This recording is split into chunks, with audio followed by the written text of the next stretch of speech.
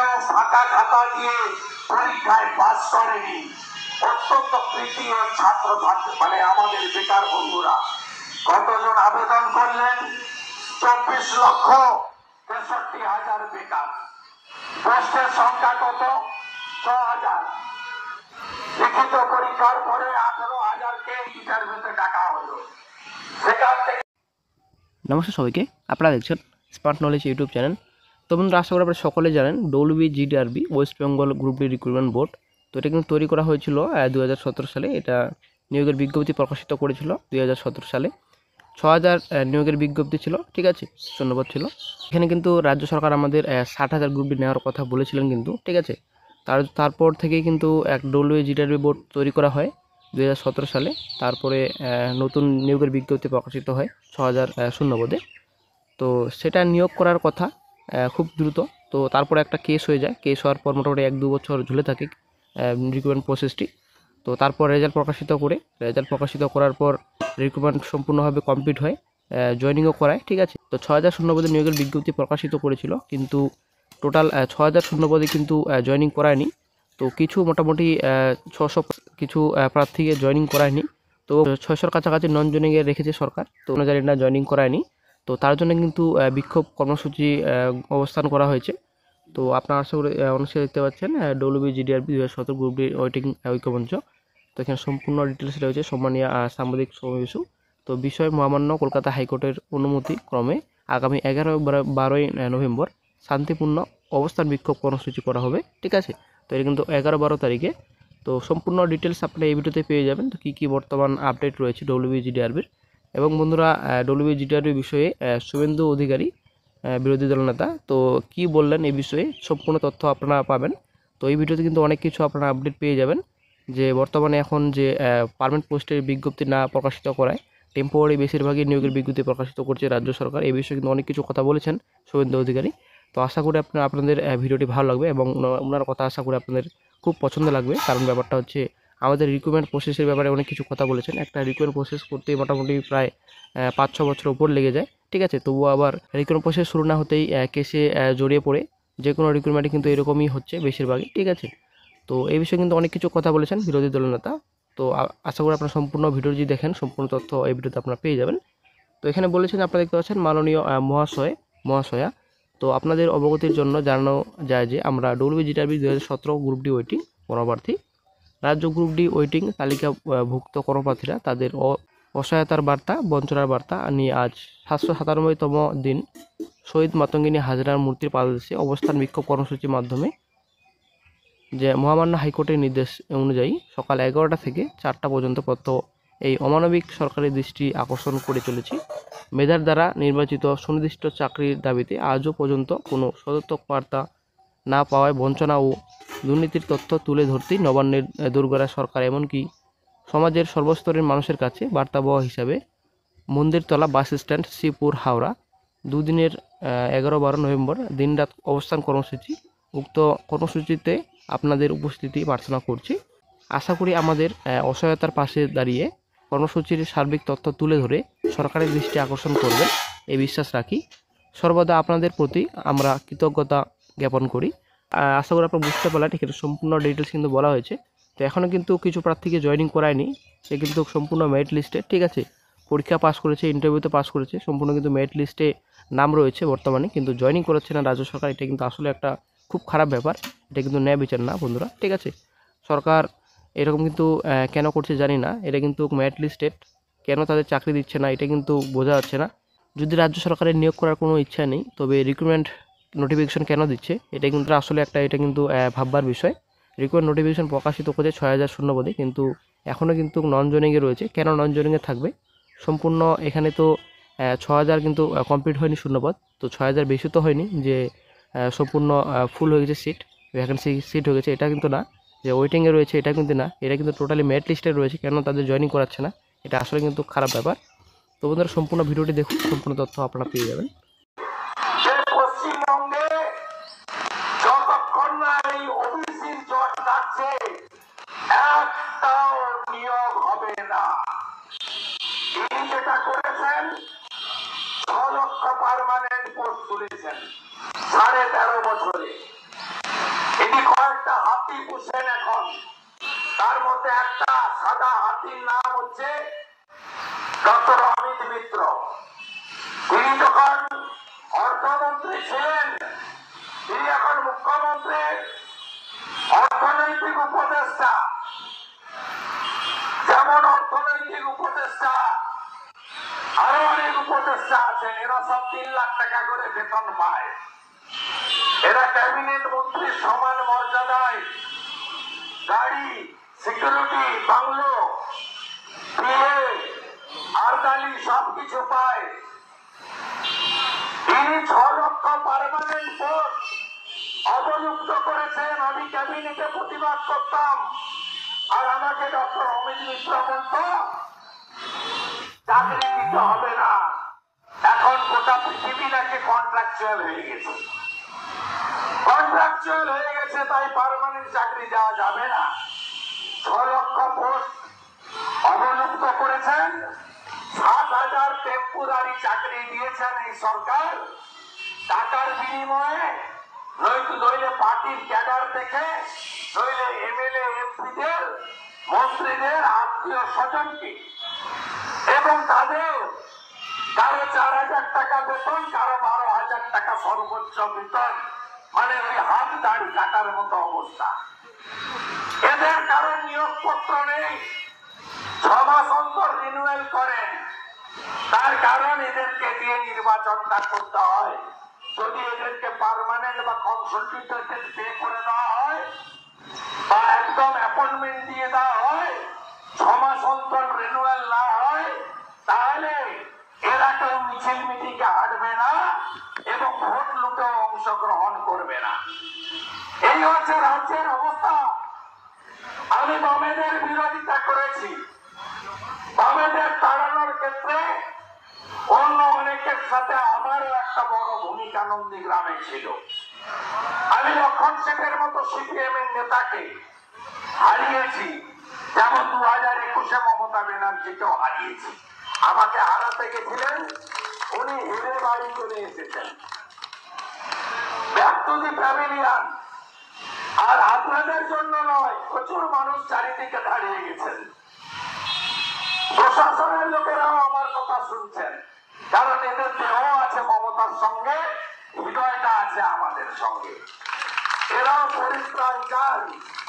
আমি আপনাদেরকে আশ্বস্ত করছি, 26 সালে আমি যাকে নন্দীগ্রামে হারিয়েছি তাকে আমি প্রাক্তন মুখ্যমন্ত্রী করব, আর ওর ভাইপোকে জেলে পাঠাবো। আমি আপনাদেরকে কথা দিয়ে যাচ্ছি, আমার কথা রেকর্ড করে রাখুন। 15 মাস টাইম চাইছি। আর আমি যে কথা বলছিলাম, কোথাও কোনো চাকরি বাকরির গল্প নেই, শেষ করেছে বাংলাকে বামেরা। 51টা কর্ম বিনিয়োগ কেন্দ্র করেছিল। চাকরি দিন আর নাই দিন নামটা গিয়ে লিখাতে পারতেন 8 পাস হলে। এই মুখ্যমন্ত্রী, বেকার বিরোধী মুখ্যমন্ত্রী, মেধা বিরোধী মুখ্যমন্ত্রী, শিল্প তাড়ানো মুখ্যমন্ত্রী, পশ্চিম বাংলায় 51টা কর্ম বিনিয়োগ কেন্দ্রে তালা চাবি লাগিয়েছেন। এখন আনএমপ্লয়েড ইউথরা এডুকেটেড, নাম লিখানোর ঠিকানাটাও খুঁজে পান না। এমপ্লয়মেন্ট ব্যাংকের নাম করে 1 লক্ষ লোকের নাম উঠেছিল। 1500 টাকা যুবশ্রীর ভাতার কথা বলেছিল। খোঁজ নিয়ে দেখুন, গত 1 বছর যুবশ্রীর ভাতা বন্ধ।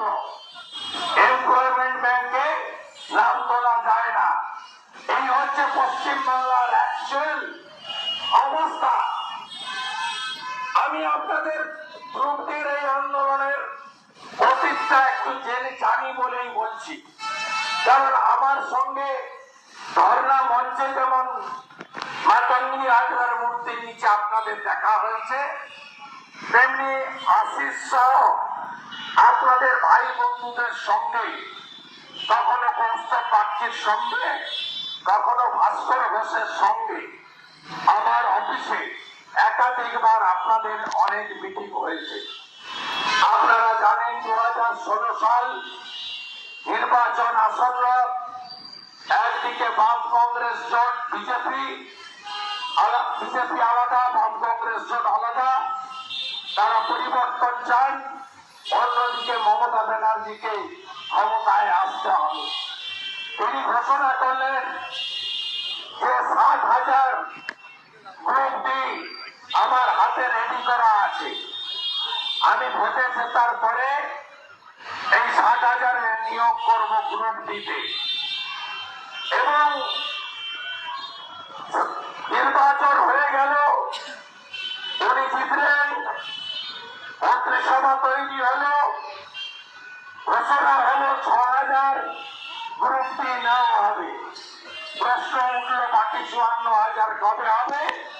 উনি বললেন যে ধীরে ধীরে আরো 54,000 হবে। এবারে এই 6,000-এর জন্য কত আবেদন করলে ভাবতে পারেন?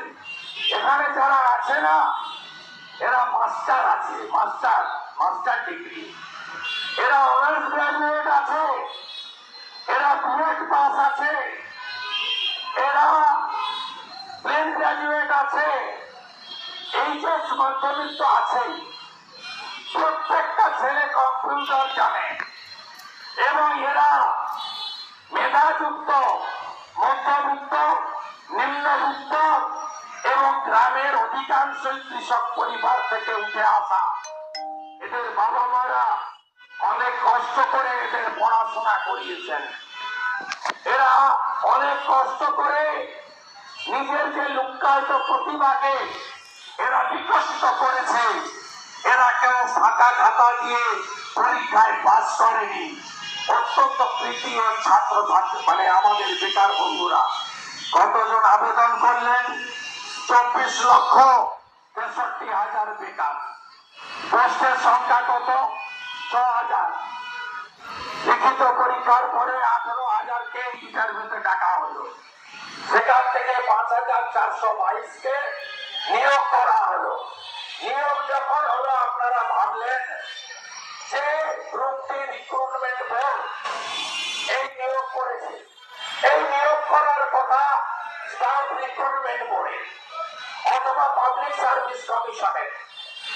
আলাদা করে সল্টলেকে অফিস করে অতটুকু পুরো দায়িত্ব বলে একজন স্থাপক WBCS পার্থ চ্যাটার্জির মতো স্থাপক মন্ত্রী এই অতটুকু পুরো দায়িত্বকে দিয়ে একটা কমিটি বানিয়ে 500 একটা ইন্টারভিউ করা হলো। আমরা তখন, আপনারা বুঝেছিলেন, পরে পার্থ চ্যাটার্জির বাড়ি থেকে যে সিটার লিস্ট সিবিআই উদ্ধার করেছে, ইডি উদ্ধার করেছে, এরা কেউ ফাঁকা খাতা দিয়ে পরীক্ষায় পাস করেনি। অত্যন্ত কৃতি ওই ছাত্র ছাত্রী, মানে আমাদের বেকার বন্ধুরা কতজন আবেদন করলেন? 24,63,000 বেকার। পোস্টের সংখ্যা কত? 6,000। লিখিত পরীক্ষার পরে 18,000-কে ইন্টারভিউতে ডাকা হলো। সেখান থেকে নমস্কার সবাইকে, আপনারা দেখছেন স্মার্ট নলেজ ইউটিউব চ্যানেল। তো বন্ধুরা, আশা করি আপনারা সকলে জানেন WBGDRB West Bengal group D recruitment board. তো এটা কিন্তু তৈরি করা হয়েছিল 2017 সালে। এটা নিয়োগের বিজ্ঞপ্তি প্রকাশিত করেছিল 2017 সালে। 6,000 নিয়োগের বিজ্ঞপ্তি ছিল, ঠিক আছে, শূন্যপদ ছিল। এখানে কিন্তু রাজ্য সরকার আমাদের 60,000 গ্রুপ ডি নেওয়ার কথা বলেছিলেন কিন্তু, ঠিক আছে। তারপর থেকেই কিন্তু এক WBGDRB বোর্ড তৈরি করা হয় 2017 সালে। তারপরে নতুন নিয়োগের বিজ্ঞপ্তি প্রকাশিত হয় 6,000 শূন্যপদে। তো সেটা নিয়োগ করার কথা খুব দ্রুত। তো তারপরে একটা কেস হয়ে যায়। কেস হওয়ার পর মোটামুটি 1-2 বছর ঝুলে থাকে রিক্রুটমেন্ট প্রসেসটি। তো তারপর রেজাল্ট প্রকাশিত করার পর রিক্রুটমেন্ট সম্পূর্ণভাবে কমপ্লিট হয়, জয়েনিংও করায়, ঠিক আছে। তো 6,000 শূন্যপদে নিয়োগের বিজ্ঞপ্তি প্রকাশিত করেছিল, কিন্তু টোটাল 6,000 শূন্যপদে কিন্তু জয়েনিং করায়নি। তো কিছু মোটামুটি 600 কিছু প্রার্থীকে জয়েনিং করায়নি। তো 600-র কাছাকাছি নন জয়েনিংয়ে রেখেছে সরকার। তো অনুযায়ী না জয়েনিং করায়নি। তো তার জন্য কিন্তু বিক্ষোভ কর্মসূচি অবস্থান করা হয়েছে। তো আপনারা আশা করে অনুষ্ঠানে দেখতে পাচ্ছেন WBGDRB 2017 গ্রুপ ডি ওয়েটিং ঐক্যমঞ্চ। তো এখানে সম্পূর্ণ ডিটেলস রয়েছে সম্মানীয় সাংবাদিক সমাবেশ। তো বিষয় মহামান্য কলকাতা হাইকোর্টের অনুমতি ক্রমে আগামী 11-12 নভেম্বর শান্তিপূর্ণ অবস্থান বিক্ষোভ কর্মসূচি করা হবে, ঠিক আছে। তো এটা কিন্তু 11-12 তারিখে। তো সম্পূর্ণ ডিটেলস আপনারা এই ভিডিওতে পেয়ে যাবেন। তো কী বর্তমান আপডেট রয়েছে WBGDRBর। এবং বন্ধুরা ডব্লিউবি জিটিআরবি বিষয়ে শুভেন্দু অধিকারী বিরোধী দলনেতা তো কি বললেন এই বিষয়ে সম্পূর্ণ তথ্য আপনারা পাবেন। তো এই ভিডিওতে কিন্তু অনেক কিছু আপনারা আপডেট পেয়ে যাবেন যে বর্তমানে এখন যে পার্মানেন্ট পোস্টের বিজ্ঞপ্তি না প্রকাশিত করায় টেম্পোরারি বেশিরভাগই নিয়োগের বিজ্ঞপ্তি প্রকাশিত করছে রাজ্য সরকার। এই বিষয়ে কিন্তু অনেক কিছু কথা বলেছেন শুভেন্দু অধিকারী। তো আশা করি আপনাদের ভিডিওটি ভালো লাগবে এবং ওনার কথা আশা করি আপনাদের খুব পছন্দ লাগবে। কারণ ব্যাপারটা হচ্ছে আমাদের রিক্রুটমেন্ট প্রসেসের ব্যাপারে অনেক কিছু কথা বলেছেন। একটা রিক্রুটমেন্ট প্রসেস করতে মোটামুটি প্রায় 5-6 বছর উপর লেগে যায়, ঠিক আছে। তবুও আবার রিক্রুটমেন্ট প্রসেস শুরু না হতেই কেসে জড়িয়ে পড়ে যে কোনো রিক্রুটমেন্টে কিন্তু এরকমই হচ্ছে বেশিরভাগই, ঠিক আছে। তো এই বিষয়ে কিন্তু অনেক কিছু কথা বলেছেন বিরোধী দলের নেতা। তো আশা করি আপনারা সম্পূর্ণ ভিডিও যদি দেখেন সম্পূর্ণ তথ্য এই ভিডিওতে আপনারা পেয়ে যাবেন। তো এখানে বলেছেন আপনারা দেখতে পাচ্ছেন মাননীয় মহাশয়া। তো আপনাদের অবগতির জন্য জানানো যায় যে আমরা ডব্লিউবি জিটিআরবি 2017 গ্রুপ ডি ওয়েটিং কর্মপ্রার্থী রাজ্য গ্রুপ ডি ওয়েটিং তালিকাভুক্ত কর্মপ্রার্থীরা তাদের অসহায়তার বার্তা বঞ্চনার বার্তা নিয়ে আজ 797তম দিন শহীদ মাতঙ্গিনী হাজরার মূর্তির পাদদেশে অবস্থান বিক্ষোভ কর্মসূচির মাধ্যমে যে মহামান্য হাইকোর্টের নির্দেশ অনুযায়ী সকাল 11টা থেকে 4টা পর্যন্ত এই অমানবিক সরকারের দৃষ্টি আকর্ষণ করে চলেছি। মেধার দ্বারা নির্বাচিত সুনির্দিষ্ট চাকরির দাবিতে আজও পর্যন্ত কোনো সদর্থক বার্তা না পাওয়ায় বঞ্চনা ও দুর্নীতির তথ্য তুলে ধরতেই নবান্নের দুর্গরা সরকার এমনকি সমাজের সর্বস্তরের মানুষের কাছে বার্তাবহ হিসাবে মন্দিরতলা বাস স্ট্যান্ড শ্রীপুর হাওড়া দুদিনের 11-12 নভেম্বর দিনরাত অবস্থান কর্মসূচি উক্ত কর্মসূচিতে আপনাদের উপস্থিতি প্রার্থনা করছি। আশা করি আমাদের অসহায়তার পাশে দাঁড়িয়ে কর্মসূচির সার্বিক তথ্য তুলে ধরে সরকারের দৃষ্টি আকর্ষণ করবেন এই বিশ্বাস রাখি। সর্বদা আপনাদের প্রতি আমরা কৃতজ্ঞতা জ্ঞাপন করি। আশা করি আপনারা বুঝতে পারলেন, এখানে সম্পূর্ণ ডিটেলস কিন্তু বলা হয়েছে। তো এখনও কিন্তু কিছু প্রার্থীকে জয়েনিং করায়নি, সে কিন্তু সম্পূর্ণ মেরিট লিস্টে, ঠিক আছে। পরীক্ষা পাস করেছে, ইন্টারভিউতে পাস করেছে, সম্পূর্ণ কিন্তু মেরিট লিস্টে নাম রয়েছে বর্তমানে, কিন্তু জয়েনিং করাচ্ছে না রাজ্য সরকার। এটা কিন্তু আসলে একটা খুব খারাপ ব্যাপার, এটা কিন্তু ন্যায় বিচার না বন্ধুরা, ঠিক আছে। সরকার এরকম কিন্তু কেন করছে জানি না, এটা কিন্তু মেরিট লিস্টেড, কেন তাদের চাকরি দিচ্ছে না এটা কিন্তু বোঝা যাচ্ছে না। যদি রাজ্য সরকারের নিয়োগ করার কোনো ইচ্ছা নেই তবে রিক্রুটমেন্ট নোটিফিকেশন কেন দিচ্ছে এটা কিন্তু আসলে এটা কিন্তু ভাববার বিষয়। রিক্রুটমেন্ট নোটিফিকেশন প্রকাশিত করেছে 6000 শূন্যপদে, কিন্তু এখনও কিন্তু নন জয়েনিংয়ে রয়েছে। কেন নন জয়েনিংয়ে থাকবে? সম্পূর্ণ এখানে তো 6000 কিন্তু কমপ্লিট হয়নি শূন্যপদ, তো 6000 বেশি তো হয়নি যে সম্পূর্ণ ফুল হয়ে গেছে সিট, ভ্যাকেন্সি সিট হয়ে গেছে, এটা কিন্তু না। যে ওয়েটিংয়ে রয়েছে এটা কিন্তু না, এটা কিন্তু টোটালি মেরিট লিস্টে রয়েছে। কেন তাদের জয়েনিং করাচ্ছে না, এটা আসলে কিন্তু খারাপ ব্যাপার। তো বন্ধুরা সম্পূর্ণ ভিডিওটি দেখুন, সম্পূর্ণ তথ্য আপনারা পেয়ে যাবেন। পশ্চিমবঙ্গে যতক্ষণ না এই ওবিসির জট লাগছে একটাও নিয়োগ হবে না। তিনি যেটা করেছেন 6 লক্ষ পার্মানেন্ট পোস্ট তুলেছেন 13.5 বছরে। তিনি কয়েকটা হাতি পুষেন এখন, তার মধ্যে একটা সাদা হাতির নাম হচ্ছে ডক্টর অমিত মিত্র। তিনি যখন অর্থমন্ত্রী ছিলেন, তিনি এখন মুখ্যমন্ত্রীর অর্থনৈতিক উপদেষ্টা। যেমন অর্থনৈতিক উপদেষ্টা আরো অনেক উপদেষ্টা আছেন, এরা সব 3 লাখ টাকা করে বেতন পায়। এরা ক্যাবিনেট মন্ত্রীর সমান মর্যাদায় গাড়ি, সিকিউরিটি, বাংলো, বিয়ে, আরদালি সবকিছু পায়। তিনি 6 লক্ষ পার্মানেন্ট পোস্ট অবলুপ্ত করেছেন। আমি ক্যাবিনেটে প্রতিবাদ করতাম আর আমাকে ডক্টর অমিত মিত্র বলত চাকরি দিতে হবে না। এখন গোটা পৃথিবী নাকি কন্ট্রাকচুয়াল হয়ে গেছে, কন্ট্রাকচুয়াল হয়ে গেছে, তাই পার্মানেন্ট চাকরি দেওয়া যাবে না। 6 লক্ষ পোস্ট অবলুপ্ত করেছেন, 7000 টেম্পোরারি চাকরি দিয়েছেন এই সরকার টাকার বিনিময়ে, নইলে পার্টির ক্যাডার থেকে, নইলে এমএলএ এমপিদের মন্ত্রীদের আত্মীয় স্বজনকে, এবং তাদের কারো 4000 টাকা বেতন, কারো 12000 টাকা সর্বোচ্চ বেতন, মানে ওই হাত দাড়ি কাটার মতো অবস্থা। এদের কারো নিয়োগপত্র নেই, 6 মাস অন্তর রিনিউয়াল করেন।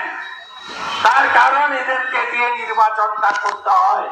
যদি এদেরকে পার্মানেন্ট বা কনসালটেন্ট পে করে দেওয়া হয় বা একদম অ্যাপয়েন্টমেন্ট দিয়ে দেওয়া হয়, 6 মাস অন্তর রিনিউয়াল না হয়, তাহলে এরা কেউ মিছিল মিটিংয়ে হাঁটবে না এবং ভোট লুটে অংশগ্রহণ করবে না।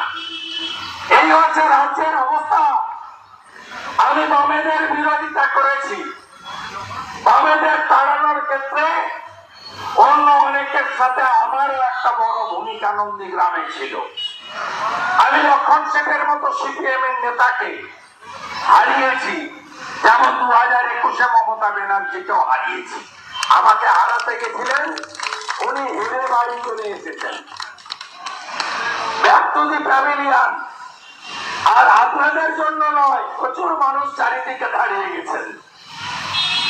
প্রশাসনের লোকেরাও আমার কথা শুনছেন, কারণ এদের দেহ আছে মমতার সঙ্গে, হৃদয়টা আছে আমাদের সঙ্গে। এরাও পরিত্রাণ চান। আমি আপনাদেরকে আশ্বস্ত করছি, 26 সালে আমি যাকে নন্দীগ্রামে হারিয়েছি তাকে আমি প্রাক্তন মুখ্যমন্ত্রী করব, আর ওর ভাইপোকে জেলে পাঠাবো। আমি আপনাদেরকে কথা দিয়ে যাচ্ছি, আমার কথা রেকর্ড করে রাখুন। 15 মাস টাইম চাইছি। আর আমি যে কথা বলছিলাম, কোথাও কোনো চাকরি বাকরির গল্প নেই, শেষ করেছে বাংলাকে বামেরা। 51টা কর্ম বিনিয়োগ কেন্দ্র করেছিল। চাকরি দিন আর নাই দিন, নামটা গিয়ে লিখাতে পারতেন 8 পাস হলে। এই মুখ্যমন্ত্রী, বেকার বিরোধী মুখ্যমন্ত্রী, মেধা বিরোধী মুখ্যমন্ত্রী, শিল্প তাড়ানো মুখ্যমন্ত্রী, পশ্চিম বাংলায় 51টা কর্ম বিনিয়োগ কেন্দ্রে তালা চাবি লাগিয়েছেন। এখন আনএমপ্লয়েড ইউথরা এডুকেটেড, নাম লিখানোর ঠিকানাটাও খুঁজে পান না। এমপ্লয়মেন্ট ব্যাংকের নাম করে 1 লক্ষ লোকের নাম উঠেছিল। 1500 টাকা যুবশ্রীর ভাতার কথা বলেছিল। খোঁজ নিয়ে দেখুন, গত 1 বছর যুবশ্রীর ভাতা বন্ধ। এমপ্লয়মেন্ট ব্যাংকে নাম তোলা যায় না। এই হচ্ছে পশ্চিম বাংলার অ্যাকচুয়াল অবস্থা। আমি আপনাদের গ্রুপটির এই আন্দোলনের অতীতটা একটু জানি বলেই বলছি, কারণ আমার সঙ্গে ধর্ণা মঞ্চে যেমন মাতঙ্গিনী হাজরার মূর্তির নিচে আপনাদের দেখা হয়েছে, তেমনি আশিস সহ আপনাদের ভাই বন্ধুদের সঙ্গে, কখনো কৌস্তব বাগচির সঙ্গে, কখনো ভাস্কর ঘোষের সঙ্গে আমার অফিসে একাধিকবার আপনাদের অনেক মিটিং হয়েছে। আপনারা জানেন 2016 সাল নির্বাচন আসন্ন। একদিকে বাম কংগ্রেস জোট, বিজেপি আলাদা, বাম কংগ্রেস জোট আলাদা, তারা পরিবর্তন চান। অন্যদিকে মমতা ব্যানার্জিকে ক্ষমতায় আসতে হবে। তিনি ঘোষণা করলেন যে 60,000 গ্রুপ ডি আমার হাতে রেডি করা আছে। আমি ভোটে জেতার পরে এই 60,000 নিয়োগ করব গ্রুপ ডিতে, এবং নির্বাচন হয়ে গেল, উনি জিতলেন, মন্ত্রিসভা তৈরি হলো, ঘোষণা হলো 6,000 গ্রুপ ডি নেওয়া হবে। প্রশ্ন উঠল বাকি 54,000 কবে হবে? উনি বললেন যে ধীরে ধীরে আরো 54,000 হবে। এবারে এই 6,000-এর জন্য কত আবেদন করলো ভাবতে পারেন? এখানে যারা আছে না, এরা মাস্টার আছে, মাস্টার ডিগ্রি, এরা অনার্স গ্রাজুয়েট আছে, এরা বিএড পাস আছে, এরা প্লেন গ্রাজুয়েট আছে, এইচএস মাধ্যমিক তো আছেই। প্রত্যেকটা ছেলে কম্পিউটার জানে, এবং এরা মেধাযুক্ত, মধ্যবিত্ত, নিম্নবিত্ত এবং গ্রামের অধিকাংশই কৃষক পরিবার থেকে উঠে আসা। এদের বাবা মারা অনেক কষ্ট করে এদের পড়াশোনা করিয়েছেন। এরা অনেক কষ্ট করে নিজের যে লুক্কায়িত প্রতিভাকে এরা বিকশিত করেছে। এরা কেউ ফাঁকা খাতা দিয়ে পরীক্ষায় পাস করেনি, অত্যন্ত কৃতি ও ছাত্র ছাত্রী মানে আমাদের বেকার বন্ধুরা কতজন আবেদন করলেন? 24,63,000 বেকার। পোস্টের সংখ্যা কত? 6,000। লিখিত পরীক্ষার পরে 18,000-কে ইন্টারভিউতে ডাকা হলো। সেখান থেকে 5,422-কে নিয়োগ করা হলো। নিয়োগ যখন হলো আপনারা ভাবলেন যে গ্রুপ ডি রিক্রুটমেন্ট বোর্ড এই নিয়োগ করেছে, এই নিয়োগ করার কথা স্টাফ রিক্রুটমেন্ট বোর্ডে অথবা পাবলিক সার্ভিস কমিশনের আলাদা করে সল্টলেকে অফিস করে অতটুকু পুরো দায়িত্ব বলে একজন স্থাপক WBCS পার্থ চ্যাটার্জির মতো স্থাপক মন্ত্রী এই অতটুকু পুরো দায়িত্বকে দিয়ে একটা কমিটি বানিয়ে একটা ইন্টারভিউ করা হলো। আমরা তখন আপনারা বুঝেছিলেন। পরে পার্থ চ্যাটার্জির বাড়ি থেকে যে সিটার লিস্ট সিবিআই উদ্ধার করেছে, ইডি উদ্ধার করেছে,